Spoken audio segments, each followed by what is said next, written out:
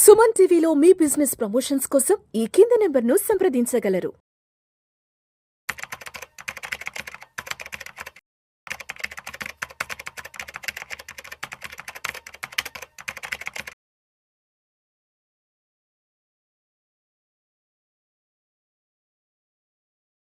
నమస్తే, welcome to Vishnu talks.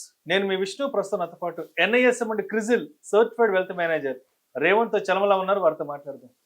నమస్తే రేవంత్. నమస్తే sir. Revanth, welcome to Vishnu talks. Thank you. So Revanth, ఈ మధ్య సెబీ ఒక కొత్త ఇన్వెస్ట్మెంట్ టూల్ ఇంట్రడ్యూస్ చేసిందంట, specialised investment fund SIF. So ఈ SIFకి సంబంధించిన కంప్లీట్ ఇన్ఫర్మేషన్ నాకు తెలియజేయగలరు? సో ఇప్పటివరకు మనం మ్యూచువల్ ఫండ్స్ చూసాము, PMS చూసాం. ఈ రెండు కొంచెం డిఫరెంట్ ప్రోడక్ట్స్. మ్యూచువల్ ఫండ్స్ అని అంటే ఓన్లీ స్టాక్స్ కానీ బాండ్స్ కానీ ఇంతవరకే కొంటూ ఉంటారు. యాక్చువల్గా పూల్ ఆఫ్ మనీ, ఎక్కువ లమ్స్, పెద్ద సైజ్ ఆఫ్ అమౌంట్స్ ఉంటాయి, వాటిని మేనేజ్ చేస్తూ ఉంటారు. PMS is a different concept. Of course mutual ఫండ్స్కి ఏమో ఎంట్రీ టికెట్ ఏం లేదు, ఎంత ఉన్నా మనం పెట్టుకోవచ్చు, 5,000 10,000. అదే మనకి PMS విషయానికి వచ్చేసరికి ఎంట్రీ టోకెన్ ఉంది, ఒక మినిమం 50 లక్షల రూపాయలు ఉండాలని, AIF అయితే ₹1,00,00,000 వరకు ఉండాలని. ఇట్లా ప్రతి ఒక్కదానికి కొన్ని రెగ్యులేషన్స్ ఉన్నాయి. సో అటు PMSకి కానీ మ్యూచువల్ ఫండ్స్కి కానీ రెండింటికి లేని ఒక వెసులుబాటు ఏంటి అని అంటే వాళ్ళు డెరివేటివ్స్లోకి ఎంటర్ కాకూడదు. సో బేసిక్గా వాళ్ళు మార్కెట్ పడుతూ ఉన్నా కానీ, లేకపోతే ఏదన్నా హెడ్జింగ్ పర్పస్ కానీ డెరివేటివ్స్ తీసుకోవడానికి వాళ్ళకి ఎలిజిబిలిటీ లేదు. సో ఈ రెండింటిని మేనేజ్ చేసే విధంగా మ్యూచువల్ ఫండ్ ఇండస్ట్రీకి ఇచ్చారు. ఈ PMS వాళ్ళకి కాదు, మ్యూచువల్ ఫండ్ ఇండస్ట్రీకి, ఫండ్ మేనేజర్స్కి ఇచ్చిన permission. SIF, specialised investment fund అని చెప్పేసి ఒకటి తీసుకొని రావాలి అని చెప్పి. అందులో డెరివేటివ్స్ కూడా ఉంటాయి. సో దీంట్లో బ్యూటీ ఏంటి అని అంటే దానికి 50 lakhs అవసరం లేదు. ఇందులో కొంచెం కష్టమైన పని ఏంటంటే ఎంట్రీస్ 10 lakhs.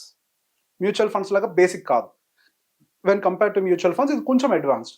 సో నేను మొత్తం చదివిన దాని ప్రకారం when compare to PMS, when compare to mutual funds maybe SIF కొంత బెటర్గా ఉండొచ్చేమో అని అనుకుంటున్నాను.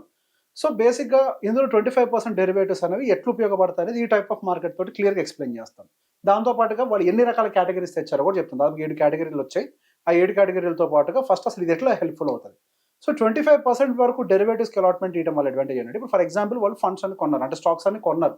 ఇప్పుడు మార్కెట్ పడుతుందని ఒక అబ్జర్వేషన్ ఉంది. సో మార్కెట్ పడుతుంది అనే టైంలో వాళ్ళు ఆ స్టాక్స్ని అమ్మటం కంటే కూడా వాళ్ళు ఏం చేస్తారు, ఫ్యూచర్స్ని షార్ట్ చేస్తారు. ఫ్యూచర్స్ని షార్ట్ చేస్తే ఏమవుతుంది, ఇప్పుడు స్టాక్స్లో ఏదైతే లాస్ వస్తుందో అది ఫ్యూచర్లో ఆఫ్సెట్ అయిపోతూ ఉంటుంది. సో బేసిక్ ఈ అడ్వాంటేజ్ అనేది వాళ్ళకి దొరుకుతుంది. రాదర్ దెన్ ఆ ఫాల్కి అట్లా వదిలేయటం కంటే they can hedge at least down side వచ్చేటప్పుడు. అదే విధంగా కొంత మార్జిన్ ఫెసిలిటీస్, ఫ్యూచర్లో ఏంటి మార్జిన్ ఫెసిలిటీ అడ్వాంటేజ్ ఉంటుంది. అంటే ఆల్మోస్ట్ మనకు ఒక 8 లక్షలు పెట్టి కొనాల్సిన దాన్ని ఒక 2 లక్షలు పెట్టి కొనేయచ్చు ఒక లాట్ ఆఫ్ స్టాక్స్ని. సో దాని అడ్వాంటేజ్ కూడా వీళ్ళు తీసుకునే ప్రయత్నం చేయొచ్చు. ఒక షార్ట్ టర్మ్ కాల్ కోసం కానీ ఏదన్నా కానీ వాళ్ళు ఫ్యూచర్ ఆప్షన్, అంటే ఫ్యూచర్ని కూడా కొనుక్కునే ఆప్షన్ వాళ్ళకి వెసులుబాటు దొరుకుతుంది. కానీ ఇందులో డెరివేటివ్స్ ఇన్వాల్వ్ అయి ఉంటాయి కాబట్టి ఇందులో రిస్క్ కూడా కొంత ఎక్కువ ఉంటుంది. సో PMSతో కంపేర్ చేస్తే ఎక్కువ ఉంటుందా లేదా అనేది మనం ఒక రన్లోనే మనం అర్థం చేసుకోగలుగుతాం. బట్ యాజ్ ఆఫ్ నౌ అది ఎట్లాగూ ఫండ్ మేనేజర్స్ హ్యాండిల్ చేసేది కాబట్టి వాళ్ళు డెఫినెట్గా కన్స్ట్రక్టివ్గానే ప్రిపేర్ చేస్తారు. వాళ్ళు డెరివేటివ్స్ని హెడ్జింగ్ కోసమే వాడతారు, దాన్ని ట్రేడింగ్ లాగా దాన్ని ఏం చేయరు అన్న పర్స్పెక్టివ్లో మేబీ అది కొంత advantage when compare to PMS or mutual funds కొంత ఉండొచ్చేమో అనుకుంటున్నాను. కానీ రిస్క్ కూడా ఉంటుంది. బికాస్ ఇన్ కేస్ వాళ్ళు అనుకున్న వ్యూ కనుక రాంగ్ అయింది అనుకోండి, ఇప్పుడు స్టాక్స్ ఉన్నాయి, వాళ్ళు మార్కెట్ పడుతుంది అనుకోండి, ఫ్యూచర్స్ని షార్ట్ చేసి పెట్టారు అనుకోండి, మార్కెట్ రివర్స్లోకి పైకి వెళ్తే గనక వాళ్ళకి యాక్చువల్గా రావాల్సిన ప్రాఫిట్ రాదు. ఇక్కడ ఏమో డెరివేటివ్స్లో లాస్ వస్తుంటుంది, స్టాక్స్లో ప్రాఫిట్ వచ్చినా కానీ ఉపయోగం లేకుండా పోతుంది. సో ఈ రిస్క్ కూడా ఉంటుంది. సో ఫండ్ మేనేజర్ కనుక ప్రాపర్గా హ్యాండిల్ చేశాడు అని అంటే ఇందులో మ్యాసివ్ రిటర్న్స్ వస్తాయి. ఇందులో రిస్క్ కూడా ఇలానే ఉంటుంది, అటు డౌన్ సైడ్ కానీ అప్ సైడ్ కానీ రెండు వైపులుగా రిస్కులు ఉండే అవకాశాలు ఉన్నాయి. సో ఇందులో ప్రజెంట్ ఏం చేశారని అంటే మనకి ఒక 7 కేటగిరీస్ని అనౌన్స్ చేశారు. మనకి March 31 వరకు దీని ఇంప్లిమెంటేషన్లోకి తెస్తామని ఒక ఎక్స్పెక్టేషన్ ఉన్నట్టుంది.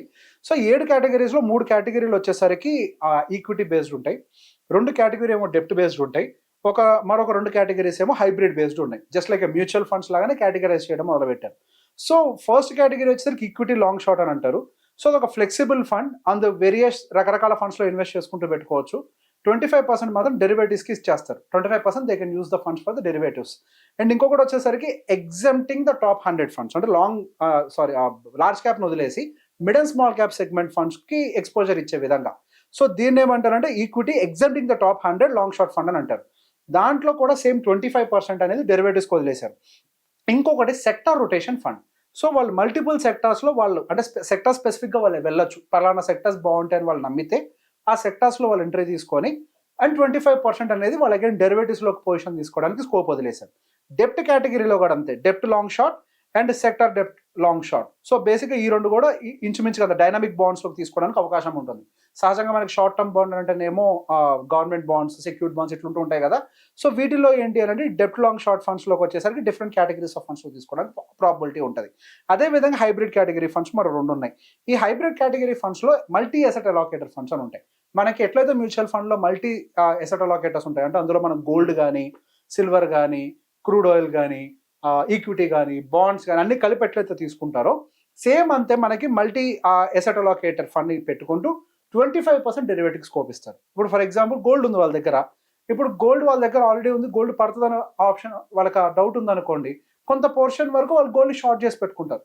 సో ఇక్కడ గోల్డ్ ఏదైతే ఫిజికల్గా వాళ్ళు అంటే వాళ్ళు గోల్డ్ పోర్షన్ అయితే కొని పెట్టుకున్నారో అక్కడ వచ్చే లాస్ని ఈ ఫ్యూచర్ ఆఫ్సెట్ చేసే ప్రయత్నం చేస్తుంది. The same way equity. So అన్నిటికి కూడా అట్లా వాళ్ళకి లివరేజ్ ఉంటుంది. And the same way hybrid long fund equal to A balanced advantage fund అనమాట.